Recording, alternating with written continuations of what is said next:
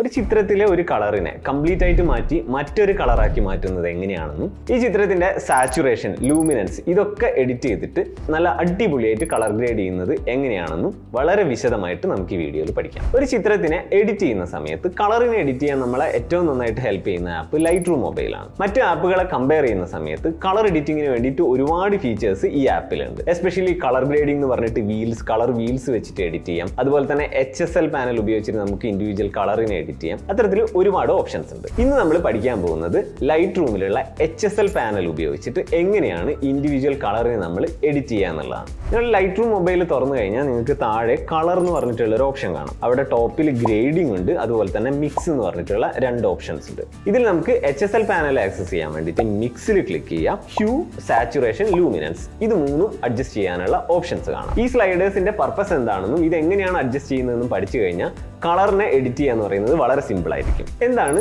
Hugh? ഒരു ചിത്രത്തിലെ ഒരു കളറിനെയാണ് നമ്മൾ ഹ്യൂ എന്നുള്ളതുകൊണ്ട് റെപ്രസെന്റ് ചെയ്യുന്നത്. ഫോർ എക്സാമ്പിൾ, നമ്മൾ ഈ ചിത്രം നോക്കുകയാണെങ്കിൽ ഇതിന്റെ ബാക്ക്ഗ്രൗണ്ട് ബ്ലൂ ആണ്. ബ്ലൂ സെലക്ട് ചെയ്ത് കഴിഞ്ഞാൽ അവിടെ നമുക്ക് ഹ്യൂ മാറ്റാൻ പറ്റും. അതായത് ഈ ബ്ലൂ എന്നുള്ള കളറിനെ നമുക്ക് മറ്റ് കളറിലോട്ട് മാറ്റാൻ പറ്റും ഈ സ്ലൈഡേഴ്സ് അഡ്ജസ്റ്റ് ചെയ്തിട്ട്. ഇതിന്റെ വാല്യൂ നമ്മൾ ലെഫ്റ്റിലോട്ട് മാറ്റുവാണെങ്കിൽ അത് അക്വ കളറിലോട്ട് മാറും. അതുപോലെ തന്നെ നമ്മൾ ഈ ഹ്യൂ നമ്മൾ റൈറ്റിലോട്ടാണ് മാറ്റുന്നത്, അതിന്റെ വാല്യൂ കൂട്ടുകയാണ് ചെയ്യുന്നതെങ്കിൽ അത് കൂടുതൽ വയലറ്റ് കളറായിട്ട് മാറുന്നതാണ്. ഇത്തരത്തിൽ നമുക്ക് ഓരോ കളറും സെലക്ട് ചെയ്തിട്ട് അതിൻ്റെ ലെഫ്റ്റിലും റൈറ്റിലുള്ള അഡ്ജസൻറ്റ് കളറിലേക്ക് നമുക്ക് കംപ്ലീറ്റ് ആയിട്ട് ഇതിനെ സ്വിച്ച് ചെയ്യാൻ പറ്റും. ഇനി നമുക്ക് ഈ ചിത്രത്തിലെ ക്യാരക്ടറിൻ്റെ ഡ്രസ്സിൻ്റെ കളർ എങ്ങനെയാണ് മാറ്റുന്നത് നോക്കാം. ഇതിൽ റെഡ് ആണ് ഈ ഡ്രസ്സിൻ്റെ കളറുള്ളത്. അപ്പോൾ നമുക്ക് റെഡ് സെലക്ട് ചെയ്യാം. എന്നിട്ട് നമുക്ക് അതിൻ്റെ ഹ്യൂ വാല്യൂ ലെഫ്റ്റിലോട്ട് മാറ്റുന്നതിനനുസരിച്ച് അത് കൂടുതൽ പർപ്പിൾ കളറിലോട്ട് മാറുന്നത് കാണാം. അതുപോലെ തന്നെ നമുക്ക് ഇത് റൈറ്റിലോട്ടാണ് മാറ്റുന്നതെങ്കിൽ അത് കൂടുതൽ ഓറഞ്ച്, യെല്ലോ കളറിലോട്ട് മാറുന്നത് കാണാം. അപ്പോൾ ഇത്തരത്തിൽ നമുക്ക് ഇതിൻ്റെ കളർ നമുക്ക് അഡ്ജസ്റ്റ് ചെയ്യുകയാണെങ്കിൽ വളരെ സിമ്പിളായിട്ട് ഹ്യൂ സ്ലൈഡേഴ്സ് അഡ്ജസ്റ്റ് ചെയ്തിട്ട് ചെയ്യാൻ പറ്റും. അടുത്തായിട്ടുള്ള സ്ലൈഡറാണ് സാച്ചുറേഷൻ. കളറിന്റെ സ്ട്രെങ്ത്തിനെയാണ് നമ്മൾ സാച്ചുറേഷൻ എന്ന് പറയുന്നത്. അതായത് സാച്ചുറേഷൻ കൂട്ടുന്നതിനനുസരിച്ച് ആ കളർ കൂടുതൽ സ്ട്രോങ് ആയിട്ട് മാറും. സാച്ചുറേഷൻ കുറയ്ക്കുന്നതിനനുസരിച്ച് ആ കളറിന്റെ സ്ട്രെങ്ത് കുറഞ്ഞിട്ട് ഗ്രേയോ ബ്ലാക്കോ വൈറ്റോ ആയിട്ട് മാറുന്നതായിട്ട് കാണാൻ പറ്റും. ഇനി നമുക്ക് ഈ ചിത്രത്തിൽ അത് എങ്ങനെയാണ് മാറ്റുന്നത്? ബാക്ക്ഗ്രൗണ്ടിൽ ബ്ലൂ ഉണ്ട്. അപ്പോൾ നമുക്ക് ഇത്രയും സ്ട്രെങ്ത് ബ്ലൂവിന് വേണ്ടെങ്കിൽ നമ്മൾ ബ്ലൂ സെലക്ട് ചെയ്യാം.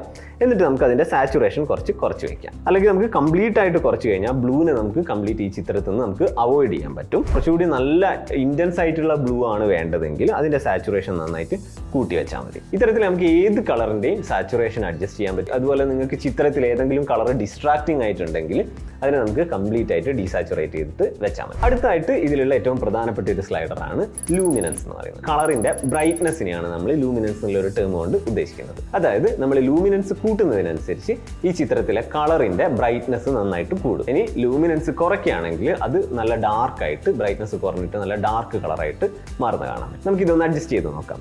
ഇപ്പം ഇതിൽ നമ്മൾ റെഡ് സെലക്ട് ചെയ്യുകയാണെങ്കിൽ റെഡ് സെലക്ട് ചെയ്യുക. എന്നിട്ട് നമുക്ക് അതിന്റെ ലൂമിനൻസ് കൂട്ടാം. ഇപ്പോൾ ലൂമിനൻസ് കൂട്ടുന്നതിനനുസരിച്ച് അത് കൂടുതൽ ബ്രൈറ്റ് ആയിട്ട് മാറുന്ന കാണാം. ഇനി ലൂമിനൻസ് കുറയ്ക്കുകയാണെങ്കിൽ അത് നല്ല ഡാർക്കായിട്ട് മാറുന്നത് നിങ്ങൾക്ക് ഈ ചിത്രത്തിൽ കാണാൻ പറ്റും. സ്കിന്നിലൊരു ഗ്ലോ ഒക്കെ വേണമെങ്കിൽ എന്താ ചെയ്യേണ്ടതെന്ന് വെച്ചാൽ സ്കിന്നിൽ വരുന്ന കളർ ഓറഞ്ച് ആണ്. അപ്പോൾ നമുക്കത് സെലക്ട് ചെയ്തിട്ട് അതിൻ്റെ ലൂമിനൻസ് കൂട്ടുകയാണെങ്കിൽ കുറച്ചുകൂടെ ഫേസ് ഒക്കെ ബ്രൈറ്റ് ആവുന്നത് കാണാം. ഇനി അത് ഡാർക്ക് ആക്കുകയാണ് വേണ്ടതെങ്കിൽ ലൂമിനൻസ് കുറച്ചാൽ മതി. ഇനി നിങ്ങൾ ചിത്രം എഡിറ്റ് ചെയ്യുന്ന സമയത്ത് ഒരു പെർട്ടിക്കുലർ ഏരിയൻ്റെ കളർ ഏതാണെന്നുള്ളതിൽ ഒരു ചെറിയ കൺഫ്യൂഷൻ ഉണ്ടെങ്കിൽ ഈ എഡിറ്റിംഗ് കംപ്ലീറ്റ് ആയിട്ട് ചെയ്യാൻ ഒരു എളുപ്പ പണിയുണ്ട്. നിങ്ങൾക്ക് ഈ കളറിൻ്റെ മേളിൽ ഒരു ഐക്കൺ കാണാം. ഈ ഐക്കൺ ക്ലിക്ക് ചെയ്തിട്ട് നമുക്ക് സ്ക്രീനിൽ ടച്ച് ചെയ്തിട്ട് ആ ഏരിയയിലെ ഈ അഡ്ജസ്റ്റ്മെൻറ്റുകൾ ചെയ്യാൻ പറ്റും. സ്കൈൻ്റെ ഹ്യൂ ഒന്ന് മാറ്റണമെങ്കിൽ വളരെ സിമ്പിളാണ്. ഹ്യൂ സെലക്ട് ചെയ്യാം. എന്നിട്ട് സ്കൈയിൽ ടച്ച് ചെയ്തിട്ട് ലെഫ്റ്റിലോട്ട് മാറ്റുന്നതിനനുസരിച്ച് അതിനൊരു അക്വ ഫോം നമുക്ക് വരും. അതുപോലെ തന്നെ റൈറ്റിലോട്ട് ആക്കുകയാണെങ്കിൽ അത് കൂടുതൽ വയലറ്റ് കളറിലോട്ട് മാറ്റും. അതായത് സ്ക്രീനിൽ ടച്ച് ചെയ്തിട്ട് വളരെ സിമ്പിളായിട്ട് സാച്ചുറേഷനും ഹ്യൂവും അതുപോലെ തന്നെ ലൂമിനൻസും അഡ്ജസ്റ്റ് ചെയ്യാനുള്ള ഫീച്ചർ കൂടെ ലൈറ്റ് റൂം പ്രൊവൈഡ് ചെയ്യുന്നുണ്ട്. ഇനി ഒരു ബോണസ് ടിപ്പ്, നിങ്ങൾ ലാൻഡ്സ്കേപ്പ് ഒക്കെ എഡിറ്റ് ചെയ്യുന്ന സമയത്ത് സ്കൈയിലെ മേഘങ്ങളെ നമുക്ക് ഒന്നുകൂടെ പോപ്പ് ചെയ്ത് കാണിക്കാൻ വേണ്ടിയിട്ട് ഈ ടൂള് നമുക്ക് യൂസ് ചെയ്യാൻ പറ്റും. അതായത് സ്കൈയിൽ നമുക്ക് ബ്ലൂവിൻ്റെ ലൂമിനൻസ് കുറയ്ക്കുകയാണെങ്കിൽ ഈ മേഘങ്ങളൊക്കെ കുറച്ചുകൂടെ ഇൻട്രസ്റ്റിംഗ് ആയിട്ട് വരുന്നതായിട്ട് കാണാം. ലൈറ്റ് റൂമിലെ കളർ ഗ്രേഡിംഗ് ഫീച്ചേഴ്സ് ഉപയോഗിച്ചിട്ട് നല്ല അടിപൊളിയായിട്ട് മൂഡി ബ്ലാക്ക് ചിത്രങ്ങൾ എഡിറ്റ് ചെയ്യുന്നത് പഠിക്കാൻ വേണ്ടിയിട്ട് ഈ വീഡിയോ കാണാം.